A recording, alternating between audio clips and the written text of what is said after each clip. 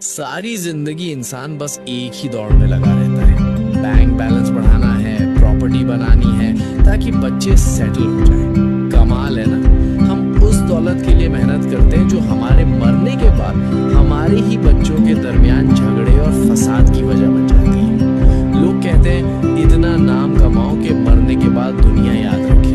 अरे भाई, दुनिया के याद रखने से कब्र में एसी नहीं लग जाता।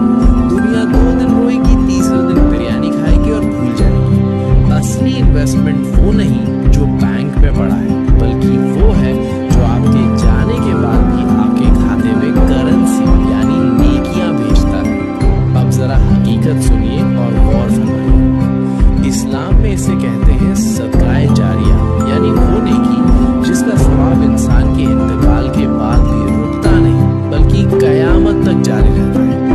सही मुस्लिम की हदीस 1631 गवाह है कि मरने के बाद इंसान के अमाल का सिलसिला खत्म हो जाता है, सिवाय 3 चीजों के, जिनमें से एक है वो नेकी जिसका नफा यानी बेनिफिट लोगों को पहुंचता रहे। तो अगर आप चाहते हैं कि कब्र की तन्हाई में भी आपका रिवॉर्ड सिस्टम चालू रहे, तो ये 6 काम आज ही नोट करें। पुराने वाक़, किसी को कुरान मजीद तोहफे में दें। जब जब वो पढ़ेगा, हर हर्फ पे आपको सवाब मिलेगा। व्हील चेयर, किसी अस्पताल में मरीजों के लिए व्हील चेयर डोनेट करना। जब तक कोई लाचार या बीमार उसे इस्तेमाल करेगा, आपका खाता चलता रहेगा। मस्जिद की तामीर में हिस्सा, ईंट रख दें या पंखा लगवा दें, ये अल्लाह का है। यहाँ इन्वेस्टमेंट कभी डूबती नहीं। पानी का इंतजाम, कोई कुआं खुशवा दें, बोरवेल लगवाएं या किसी पब्लिक जगह पे वाटर कूलर रखें। जब भी कोई इंसान, परिंदा या जानवर अपनी प्यास बुझाएगा, आपकी रूह को ठंडक मिलेगी। दरख्त, एक पौधा लगा दें। जब भी कोई उसके साए में बैठेगा या उसका फल खाएगा, वो आपके लिए सदका बन जाएगा।